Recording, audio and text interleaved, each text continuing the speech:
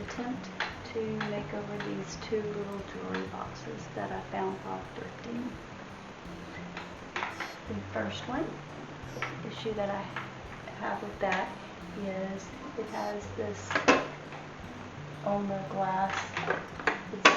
So see about taking that off. It's just dates it and it doesn't really fit my decor. Then also the little drawers, they're lined with a cloth material. However, I don't know if you can see, but some of them are really stained. So I've got to figure out what to do with that. This one has a light that's supposed to turn on when you open the door. It had batteries, so we'll see if it works. So this jewelry box here was $7.99. And the smaller one was $8.99. I found them two different times thrifting, so that's probably the reason why the price difference. But this one, of course, as you can tell, I don't know if you can, but it's also stained and the color is pretty bright. So that's going to present its challenge as well.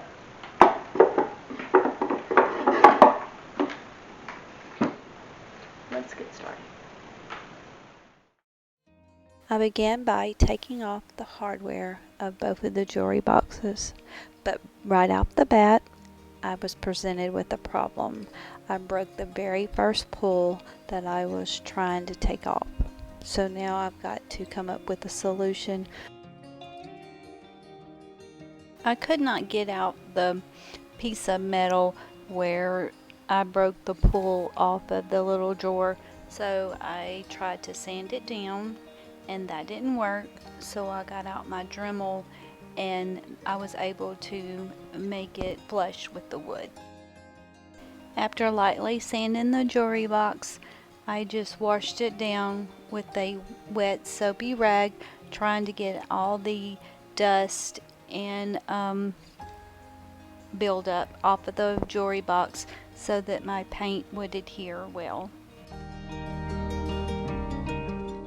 While that jewelry box was drying, I turned my attention to the other one.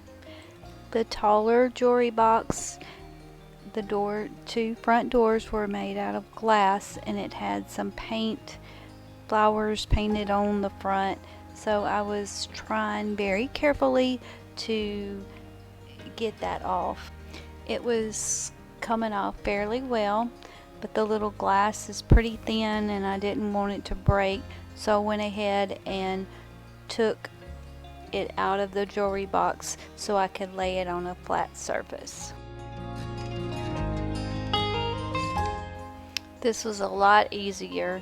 I was able to get the paint off without too much work.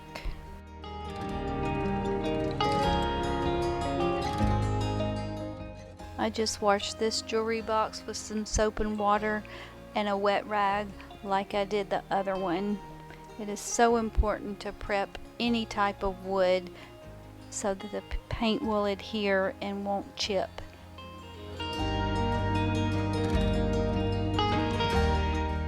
Before I took the boxes outside to paint, I went ahead and taped off the little drawers so that my spray paint would not get inside the drawers.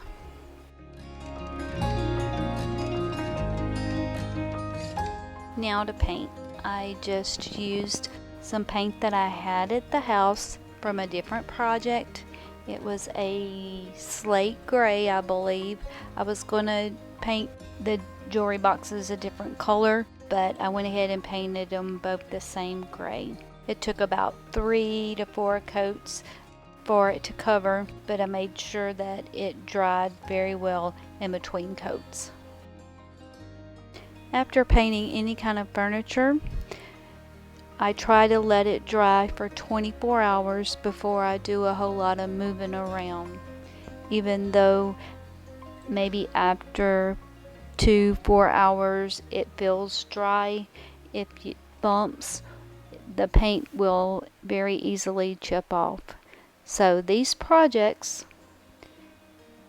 they usually take days, but by the magic of video, you don't have to wait days to see the end result.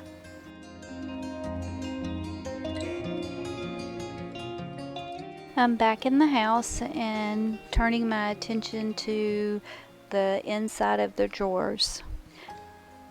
Taking the tape off, it takes off the all the dust and the little particles that were left behind. However, the drawers are still stained and are pretty much a bright yellow one set. So I'm going to now paint the inside of the drawers and spruce them up a little bit.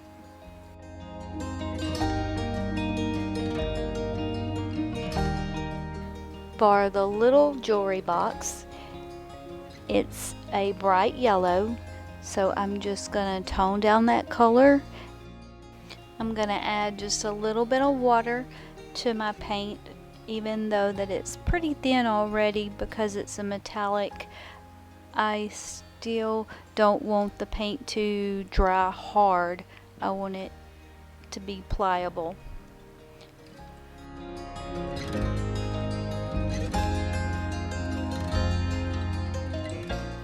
Same thing for the taller jewelry box, except I used a gray.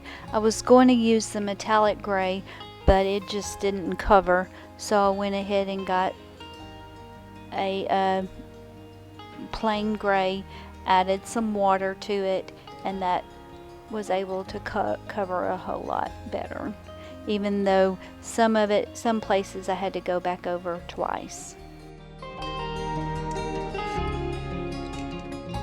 Now for the glass, I'm going to decoupage some tissue paper over the glass.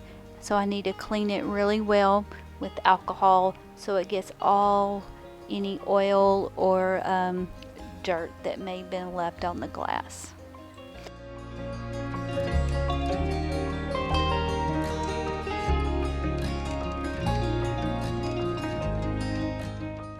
To decoupage on glass, just add a base coat of your Mod Podge. The base coat needs to be pretty even and not too thick. After you've got it evened out, then it's time to apply your tissue paper. Tissue paper is a lot more forgiving to work with than napkins. You still have to be careful and try to get all your bubbles and wrinkles out. I use a firm paintbrush working with long strokes to get all the creases out of your paper, especially because it's going to be on glass. Then you're going to be able to see it really well. Even with tissue paper, if you have to pick it up and readjust, you're able to. Unfortunately, with napkins, you really can't do that. To get a crisp, clean edge on my paper, I first burnish with my paintbrush or a pencil, then take a little bit of water and apply to the edge, and it should tear straight, leaving a clean edge.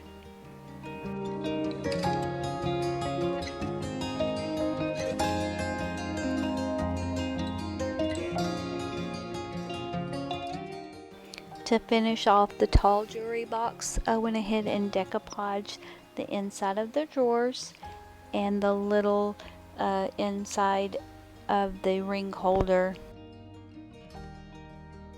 For the short jewelry box, I used napkin to do the decoupage with. Napkins are a little bit harder to work with. They're 2-ply, so you've got to divide the napkin first before using it.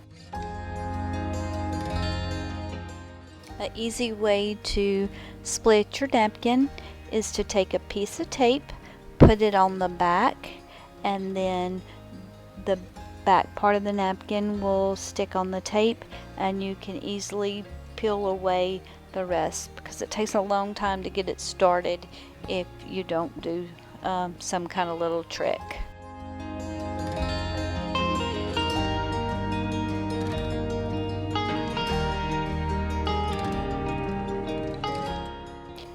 Same process on the wood as it is with the glass. Add a layer of base coat, then gently apply your napkin, making sure that you have as many wrinkles or bubbles as you can get it out. But I'll tell you right now that you're not going to be able to get all of them out. That will be the beauty of the decoupage, and it also adds character to your work. After your main piece is completely dried, then take a little bit of water on the corners and your napkin will tear away pretty clean.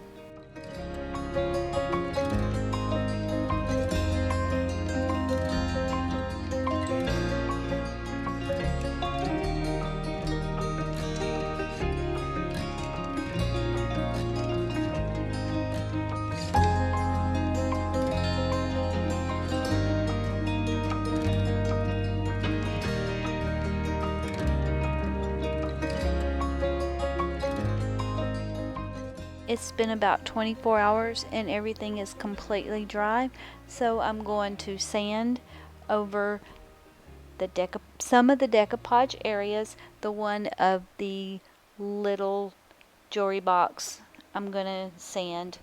The big jewelry box I'm not going to sand because I want two different looks.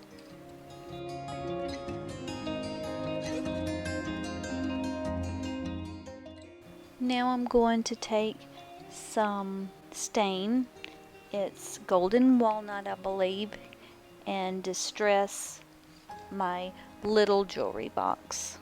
The stain makes it look aged, so light coat over where you want the stain and then wipe it off.